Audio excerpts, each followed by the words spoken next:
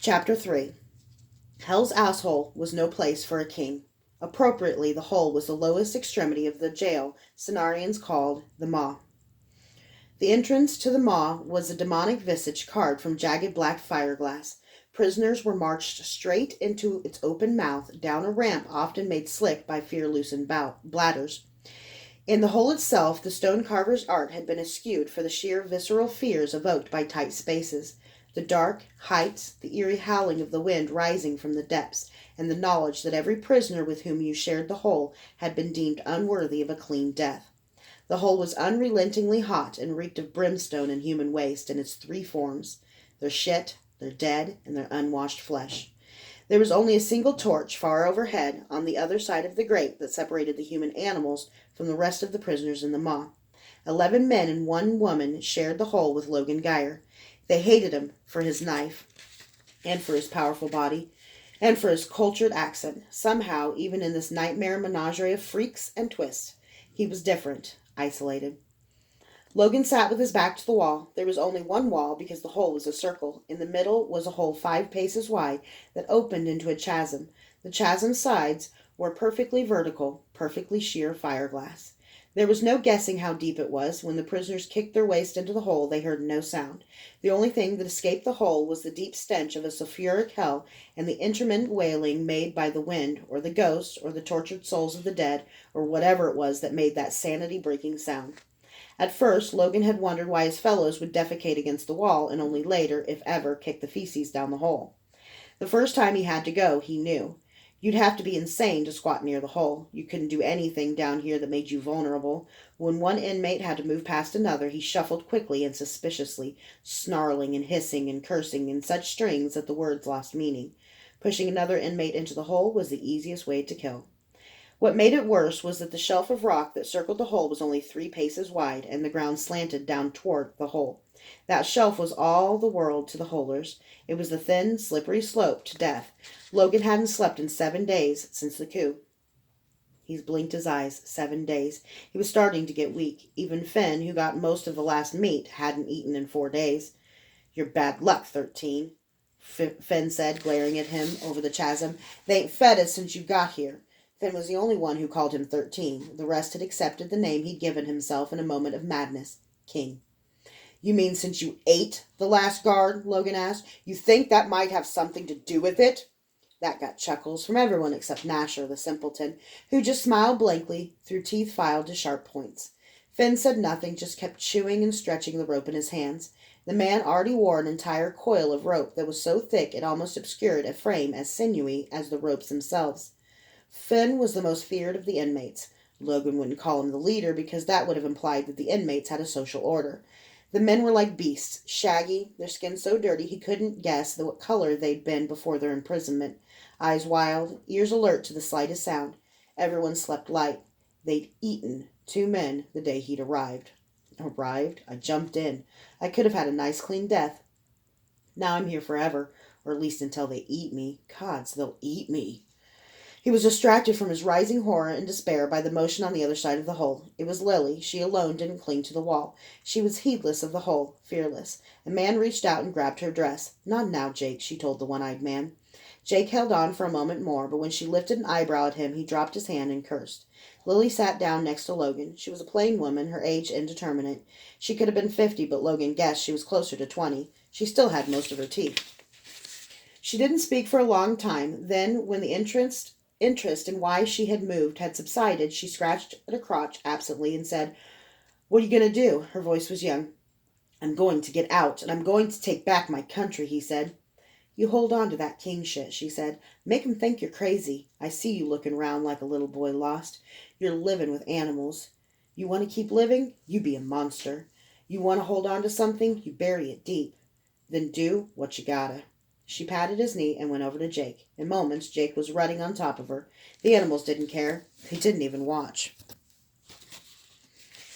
The madness was taking him. Dorian stayed in the saddle only from instinct. The external world seemed distant, unimportant, buried under a mist while the visions were near, vital, vibrant. The game was on and the pieces were moving, and Dorian's vision was expanding as it never had before. The night angel would flee to Carnarvon and his powers were growing, but he wasn't using them. "What are you doing, boy?" Dorian grabbed onto that life and followed it backward. He'd spoken with Kyler once and had prophesied his death. Now he knew why he hadn't also foreseen that this night angel would die and wouldn't die.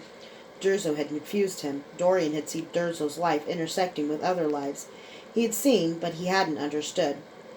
He was tempted to try and follow Durzo's lives back to his first life, when Durzo had received the Kakari that Kyler now bore.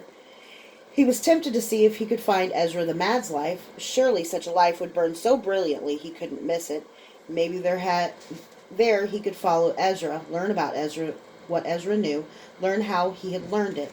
Ezra had made the Kakari 7 centuries ago, and the Kakari had made Kyler immortal. It was only 3 steps to one of the most respected and reviled magi of history. 3 steps. To find someone so famous who had been dead so long. It was tempting, but it would take time, maybe months. But oh, the things he could learn. The things I could learn about the past while the present falls apart.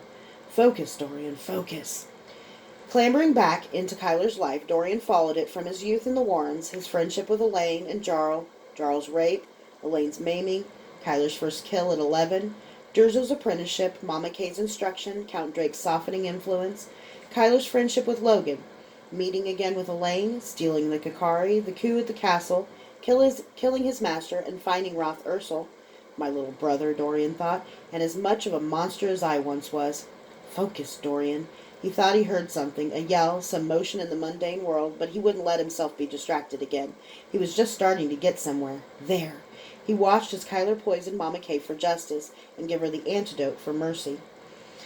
He could know what choices a man made, but without knowing why, Dorian wouldn't be able to guess which way Kyler would turn in the future. Kyler had already taken less obvious routes, impossible routes. Given the choice of taking his lover's life or his mentor's, he'd chosen to give his own. The bull had offered each of its horns, and Kyler had vaulted over the bull's heads. That was the Kyler that mattered. In that moment, Dorian saw Kyler's naked soul. Now I have you, Kyler. Now I know you. There was a sudden pain in Dorian's arm, but now that he had a firm grip on Kyler, he wasn't letting go. Kyler ached to synthesize the cruel realities of the street with the pious impulses Count Drake had somehow infected him with. Infected? The word came from Kyler. So like Durzo, he sometimes saw mercy as weakness. You are going to be damnably difficult, aren't you? Dorian laughed as he watched Kyler dealing with Cardaron's incompetent Sakage. As Kyler picked herbs, as he pays taxes, as he will fight with Elaine, as he tried to be a normal human being. But he isn't doing well. The pressure is building. Kyler takes out his wet boy grays, goes out on the roofs. Funny, he does that regardless of the choices he makes up to this point. And then one night, there's a knock on the door, and Jarl shows up to stretch Kyler on another crux between the woman he loves and the life he hates, and the friend he loves and the life he ought to hate, and one duty and another duty, and honor and betrayal.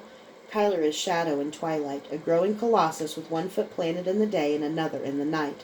But a shadow is an ephemeral beast, and twilight must either darken into night or lighten into day. Kyler opens the door for Jarl. Futures crashing. Damn it, Dorian! Fear is slapping him. Dorian was suddenly aware that Fear must be about to do it several times, because his jaw had throbbed on both sides. Something will be seriously wrong with his left arm. He looks, confusion crashing in his head, trying to find the right speed of time. There was an arrow sticking out of his arm, a black-baited Caledonian Highlander's arrow, poisoned. Fear slapped him again. Stop, stop, Dorian said, waving his hands around, and made his left arm blossom into pain. He groaned and squeezed his eyes shut, but he was back. This is sanity. What's happening, he said. Raiders, Fear said. Bunch of idiots trying to make take something home to brag about, Solon said. Something, of course, would have been Solon's, Fear's, and Dorian's ears. One of the 4 corpses already wore 2 ears dangling from a necklace. They looked fresh. They're all dead? Dorian asked. It was time to do something about that arrow. Solon nodded unhappily, and Dorian read the story of the brief battle around their camp. The attack had come as Fear and Dorian were setting up camp. The sun was dipping into a notch in the Falter Mountains, and the raiding party had come from the mountains, thinking the sun would blind them. 2 archers tried to cover their friend's approach, but the shot was steeply downhill, and their first arrows had missed. After that, the outcome had been a foregone conclusion. Solon was no mean hand with a sword, and Fear, mountainous, monstrously strong, and quick Fear, was a second Eklon blade master. Solon had let Fear handle the swordsman. He'd been too late to save Dorian taking an arrow, but he'd killed both archers with magic. The whole thing had probably taken less than 2 minutes. The pity is, they're from the Turok clan, Solon said, nudging one of the black tattooed youths. They'd have happily killed the Hragal clan bastards guarding the Caledonian baggage train we're following. I thought Screaming Winds was impregnable, Fear said. How'd the raiders get on this side of the border? Solon shook his head. It drew Dorian's attention to his hair, which was a flat black except at the roots. Since Solon had killed 50 Meisters by using Kurach and nearly killing himself from the sheer amount of magic he'd used to do it, his hair was growing in white. Not old man salt and pepper white, but a snow white that struck a sharp contrast against a face that showed a man in his prime, handsome with olive Sethi skin and features chiseled from a military life. Solon had complained at first that his vision was either all in wild colors or black and white from using Kurach, but that seemed to have cleared. Impregnable, yes, Solon said. Impassable for an army, yes.